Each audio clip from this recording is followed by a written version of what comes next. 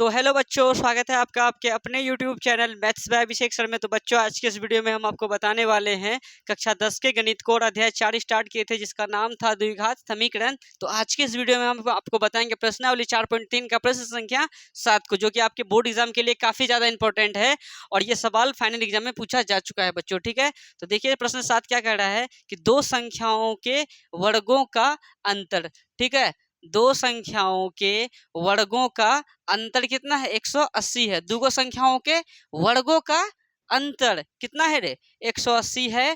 छोटी संख्या का वर्ग बड़ी संख्या का 8 गुना है। दोनों संख्याएं ज्ञात कीजिए। इससे पहले हम लोग जितना भी सवाल पढ़े चौथा दिया, एक ठो मानते थे, दूसरा निकल जाता था, याद है ना? वैसा देता था, बोलता था दो संख्याओं का योग 30 है, एक 10 है तो दूसरा कितना, एक 20 है तो दूसरा कितना हो जाता था? 10। वो निकल जाता था। लेकिन ये एक ऐसा सवाल है, तुम देखो हम क्या मानेंगे जो दूसरा निकल जाए? ऐसा तुमको कुछ लग रहा है? नहीं, तो इस पे दोनों मानना पड़ेगा। मतलब यहाँ देखो, यहाँ बात हो रहा है दो संख्याओं के वर्गों का अंतर। मान लेंगे कि माना कि पहली संख्या x तथा दूसरी संख्या y। अच्छा, यहाँ छोटी संख्या और बड़ी संख्या का बात हो रहा है, तो छोटी मान लेंगे, माना कि छोटी संख्या x तथा बड़ी संख्या y। समझ में आ रहा है? क्योंकि यहाँ दोनों इसलिए मानना पड़ रहा है, कुछ ऐसा है ही नहीं जो एक चीज मानेंगे दूसरा चीज निकल जाएगा। ठीक है, तो मान लेते हैं कि यहाँ बोला ना कि दोनों संख्या ज्ञात करें। कौन दोनों संख्या ज्ञात करें? वही छोटी संख्या और बड़ी संख्या। तो मान लेते हैं कि माना कि छोटी संख्या बराबर कितना रे? x तथा बड़ी संख्या बराबर कितना? बराबर y। मान लिए। अब आते हैं प्रश्न से। देखो, दो संख्याओं के वर्गों का अंतर, दो संख्याओं के वर्गों का अंतर। एक संख्या x है, दूसरी संख्या y है। वर्गों का, वर्गों मतलब क्या? x का वर्ग क्या हो जाएगा? X square. y का वर्ग क्या हो जाएगा? y square. तो दो संख्याओं के वर्गों का, तो वर्गों का अंतर, अंतर मतलब क्या? बीच में घटा। कितना दिया है? 180 दिया है। कोई अगर ये लिख रहा है तो ये गलत है। कैसे गलत है? समझो। क्योंकि देखो, x क्या माने हैं? छोटी संख्या। y क्या माने हैं? बड़ी संख्या। तो छोटी संख्या का वर्ग में बड़ी संख्या का वर्ग को घटाएंगे तो यहाँ आंसर किस में दिया है? प्लस में। तो तुम देखो, छोटी संख्या जैसे 2 है और बड़ी संख्या क्या है? 3 है। इनका वर्ग करते हैं और इनका भी वर्ग करते हैं और क्या करेंगे? बीच में अंतर करेंगे। तो किस में आएगा? 2 का स्क्वायर, 4 घटा 3 का स्क्वायर 9। 9 में 4 गया कितना रे? -5 आएगा। अगर हम बोलेंगे 5, तो ये गलत है या सही है? गलत है ना? तो वही बात है, छोटी संख्या का वर्ग में बड़ी संख्या का वर्ग घटाएंगे तो प्लस में आएगा, नहीं है ना रे? माइनस में ना आएगा। तो हम लोगों को जो है बड़ी संख्या का वर्ग में छोटी संख्या का वर्ग को घटाना है। इस बात को याद रखना। समझ में आया? तो यहाँ X square minus Y square नहीं लिखेंगे, क्या लिखेंगे? Y square minus X square. क्योंकि बड़ी संख्या में बड़ी संख्या का वर्ग घटा छोटी संख्या का वर्ग, तब ना आंसर किस में आएगा रे? प्लस में आएगा। कोई दिक्कत है? क्योंकि यहाँ दिया है ना रे 180, किस में दिया है? प्लस में दिया है। और हम भी वही गलती करते थे जो इससे पहले करे ना, X square minus Y square सब कुछ करके जाते थे और हिसाब पक्का गलती हो जाता था। ठीक है ना? उस ढंग का गलती नहीं करना है, हिसाब सरासर गलत हो जाएगा। समझ गया हरदेव? बात को समझा ना?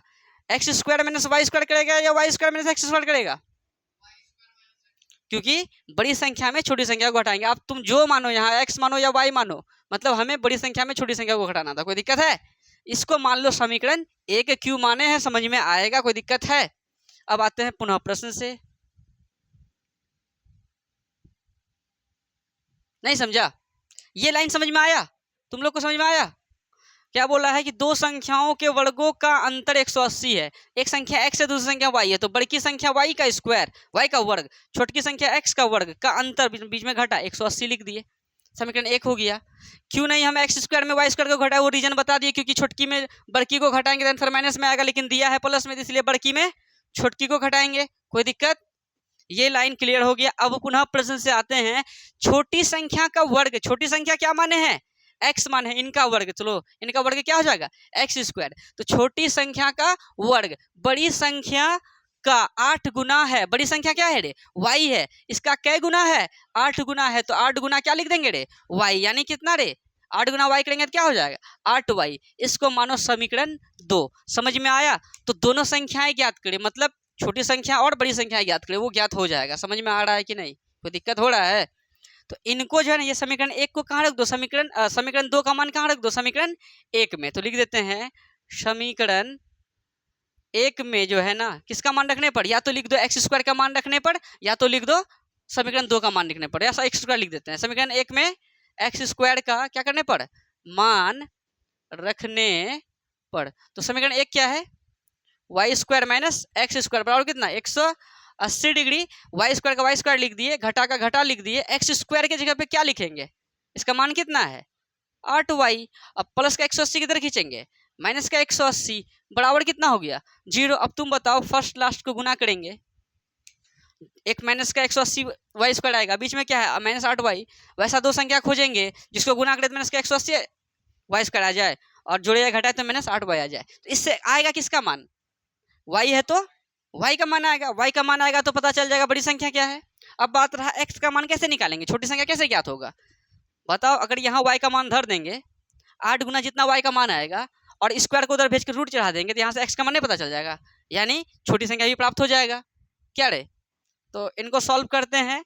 तो माइनस का 180 फर्स्ट लास्ट को गुना करेंगे तो मतलब फर्स्ट में वाई स्क्वायर, लास्ट में माइनस 180, तो हो जाएगा माइनस का 180 वाई स्क्वायर, बीच में क्या है माइनस का 8y। तो वैसा दो संख्या लेना है, कौन सा संख्या लेंगे तो वो बताएगा कौन, 180 बताएगा। तो ले लेते हैं 180 का अभाज्य गुणनखंड 2 से, 90 बार में 2 से, 45 बार में 3 से, 15 बार में 3 से, 5 बार में। तो देखो 5 तिया 15, 15 दूनी 30, रुको 5 तिया 15, 15 दूनी 30, और 3 दूनी 6, 30 और 6 लेंगे तो नहीं होगा। 5 तिया 15 और 3 दूनी 6, 6 तिया 18, 18 15 भी नहीं होगा। और 2 दूनी 4 तिया 12, और 5 तिया 15 वो भी नहीं होगा। 2 दूनी 4 पंचे 20, 4 पंचे 20, 3 तिया 9, 20 में 9 घटाएंगे तो भी नहीं होगा।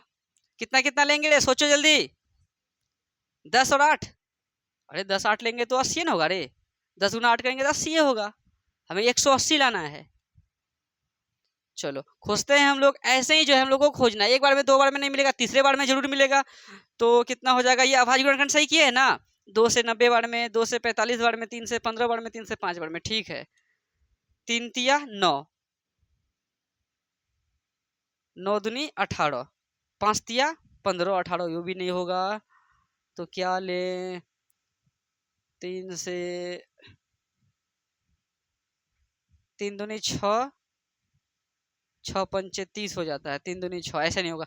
अगर इसमें दिमाग काम ना करे कि क्या ले, तो इससे बढ़िया क्या कीजिए आप डायरेक्ट वो लगा दीजिए द्विघात समीकरण वाला फॉर्मूला, ठीक है। तो पहले क्या निकालेंगे, तो जो है क्या करने पर, तो इसको जो है डी निकालते हैं। पहले क्या लिखेंगे, बी स्क्वायर माइनस 4ac। तो बी स्क्वायर, बी कितना है रे -8, -8 का स्क्वायर माइनस 4 इंटू ए कितना है, वाई स्क्वायर का गुणांक कुछ ना क्या है 1 है, इंटू सी कितना है माइनस का 180 है, कोई दिक्कत है, माइनस का 8 का स्क्वायर 64, माइनस माइनस प्लस 18 चौके कितना रे, 18 चौके 72, एक जीरो क्या कर दिए चिपका दिए।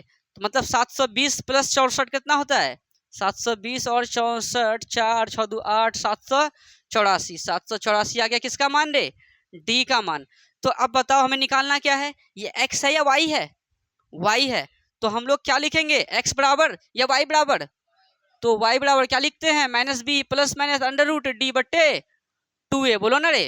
या y बराबर क्या लिखेंगे -b, b का मान कितना है रे, b का मान y का गुना कितना है -8 है, -8 लिख देंगे, डबल चिन्ह एक साथ ब्रैकेट लगा देंगे, plus minus under root D, D का मान कितना 784 बट्टे कितना रे 2 इंटू ए कितना है, ए है कुछ नहीं तो वाई स्क्वायर का गुणांक 1 है।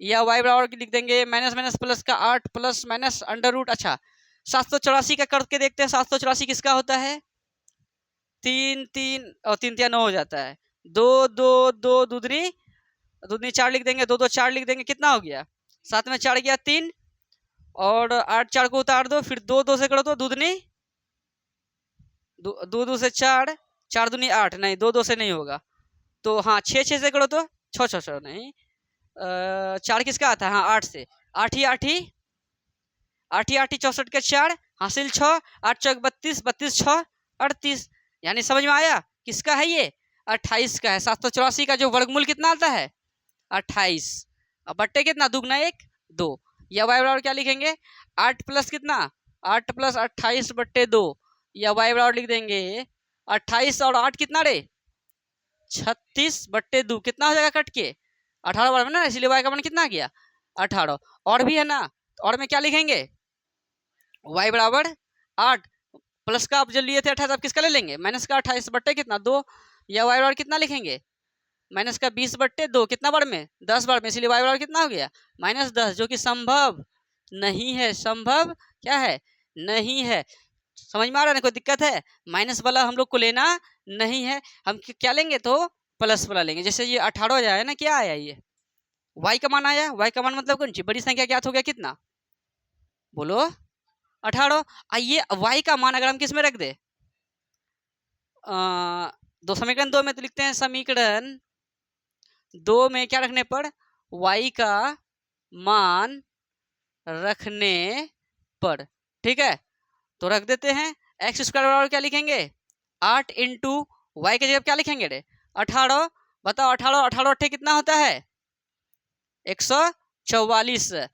देखो 18 अट्ठे 144 लिख दिए, और ये जो स्क्वायर है इस पे चढ़ेगा ना रूट, इसलिए एक्स का मान कितना आ गया प्लस माइनस का कितना 12, कितना आ गया प्लस माइनस का 12। यहाँ संभव है लेकिन यहाँ संभव नहीं होगा। कोई दिक्कत है? तो क्या लिख सकते हैं हम लोग कि अतः में लिख दो कि अतः क्या निकालने बोला था छोटी संख्या, अतः क्या लिख देंगे छोटी संख्या बराबर कितना रे, यानी क्या माने छोटी संख्या x बराबर कितना आ गया 18 आ गया, नहीं प्लस माइनस का 12 आ गया, और क्या बड़ी संख्या कितना हो जाएगा बड़ी संख्या हो जाएगा, नहीं बड़ी संख्या यानी कौन सी थी y कितना आ गया है 18। ये हमारा फाइनल क्या है आंसर है। कहीं कोई दिक्कत है? कोई दिक्कत? तो चलिए फटाफट जो है इनको उतारिए। हाँ अगर आपको यहाँ सोचने में थोड़ा सा भी देर लगे, जैसे हमको लेट लगा ना अभी, तो हम ये इस पे आ गए, इस पे आए तो हमारा हिसाब सॉल्व नहीं हुआ क्या, हो गया। जैसे उस पर नंबर मिलता है वैसे ही इस पे भी मिलेगा। कोई दिक्कत है? तो अगर आपको थोड़ा सा भी वक्त लगेगा तो आप जो है द्विघात सूत्र विधि को लगा दीजिए, उसमें ज़्यादा सोचना नहीं पड़ता है। तो प्रश्न 7 हो गया क्लियर। अब जो है प्रश्न 8 को बनाते हैं, फटाफट इनको उतारिए। ये फाइनल एग्जाम में पूछा गया सवाल था बच्चों, ये मोस्ट इंपॉर्टेंट सवाल था, ठीक है। इसको फटाफट उतारें। अब नेक्स्ट वीडियो में आपको हम नेक्स्ट सवाल को बताएंगे। धन्यवाद।